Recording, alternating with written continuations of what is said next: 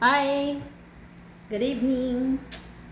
So guys, kauwi ko lang galing simbahan.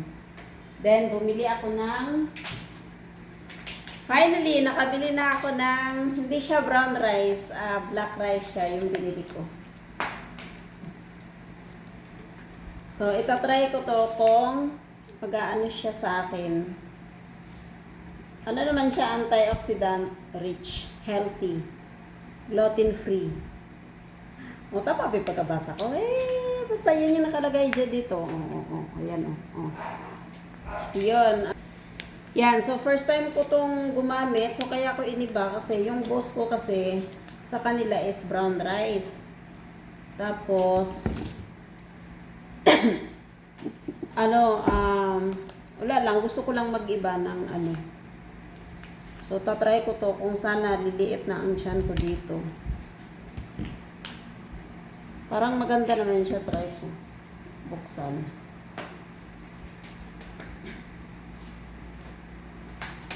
So, nakatuck-in pa ako niya. Nakatuck-in pa si Inday Luray. 2 kilo naman to, so matagal itong maubos sa akin, baka abutan. And syempre, happy ako kasi nakasimba ako. My goodness.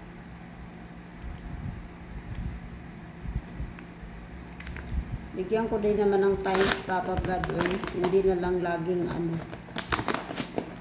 Oh, ang ganda. Ganda ng ano niya, yung butil.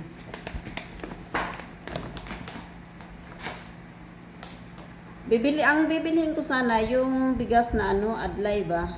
Kaso napakamahal naman 300. 1 kilo lang, nasa 300 349 ata yun. Ayan, ang ganda ng ano niya. Pagka, ano niya.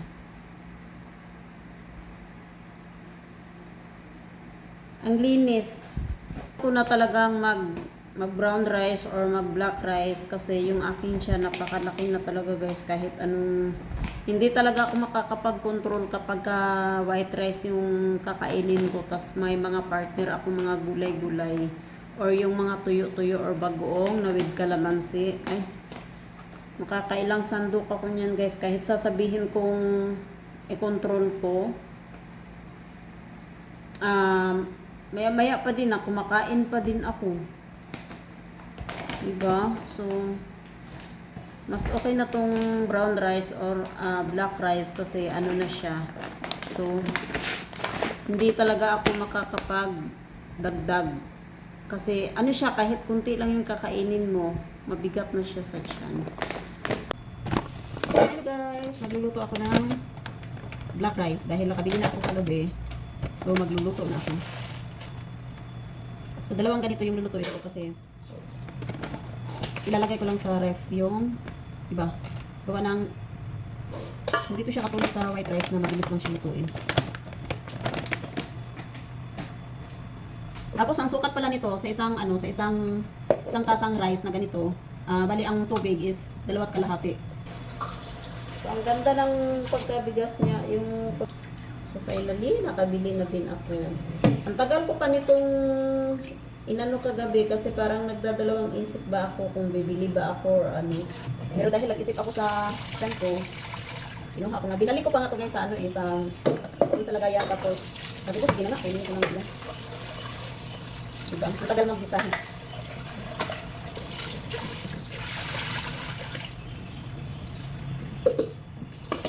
So sa para manghinayang ka sa bawat butil ng bigas kasi ang ganda niya ba na bigas. Naantok ako kasi nakatulog ako sa gabi. Launa gawa nang nagluto ako ng babaunin ng laga ko doon sa amin. Gawin ko lang ng 1.5 na tubig. So, first time ko magluto nitong black rice. So, let's see kung ano yung magiging result nito mamaya. So, sana wag naman sanang maging hilaw kasi hirap ko lutuin kapag ano. Hindi katulad sa brown rice na sanay na ako magluto sa brown rice.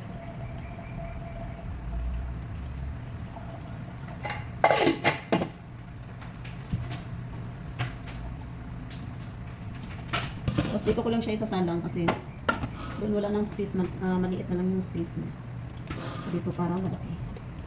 So, mamaya, So mamaya guys, magbi-video ako ulit. So pag naluto na to, kakain na ako. So hey guys, kain po tayo. Siyempre yung aking ulam is pritong talong at saka sunny side up. And yan, okra.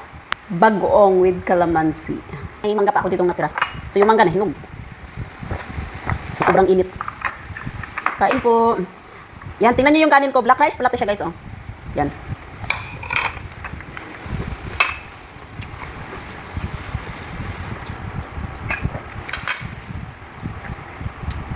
Wala talaga siyang lasa.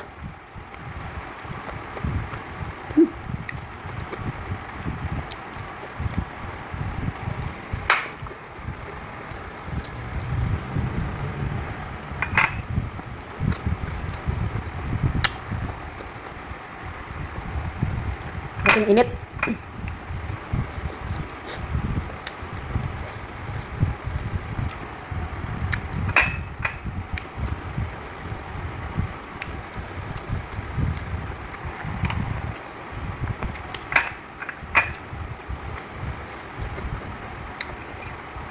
Tanghaling tapat ang ulam ko pang almusal.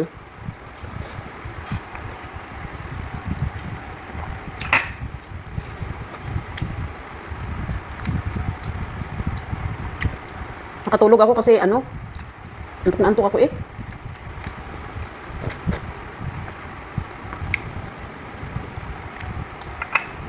Paninindigan ko na talaga yung brown rice ko guys, yung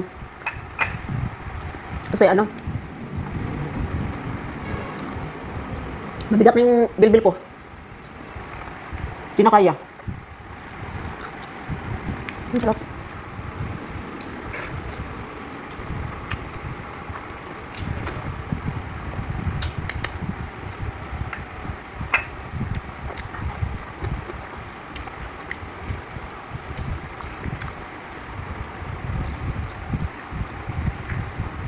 Pag brown rice yung pagkain mo, yung kanin mo, or black rice,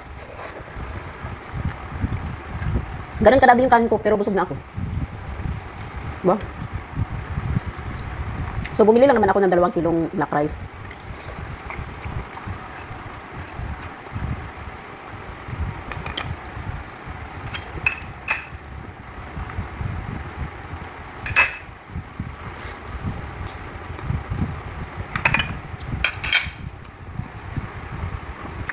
Imbis mag-exercise ako kanina, grabe, parang nihila yung mata ko eh. Kaya natulog talaga ako nung umalis yung boss kong babae. Umalis na ako. Midlip na ako.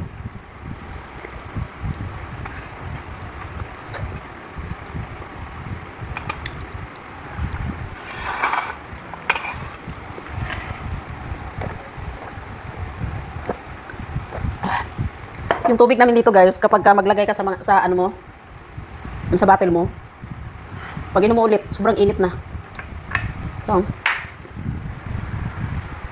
parang maligam-gam na siya sa sobrang init ng panahon.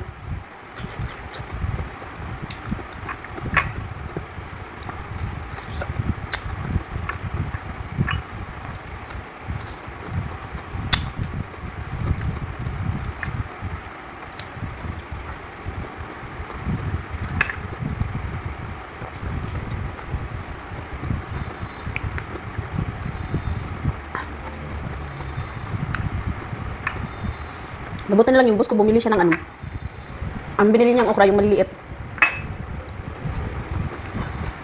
Kaya binawasan mo na.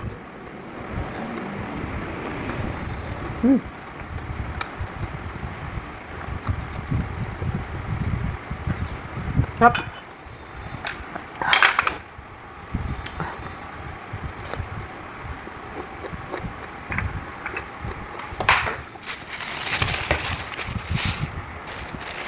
Tapos may panutsa pala ako dito.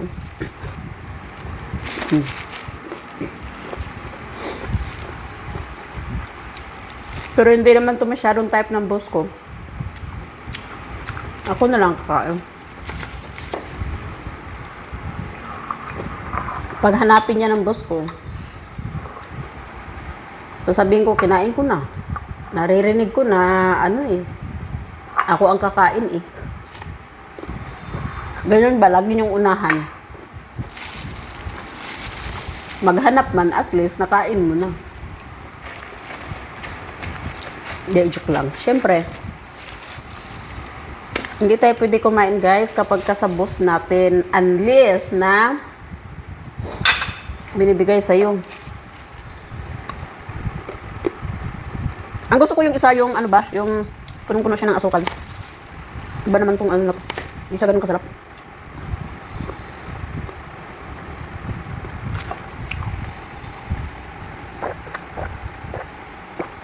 Yung ano ko, yung bigas ko sa barangay, hindi ko pa nakuha kasi sino ba naman gaganahan itong lumabas na sobrang init?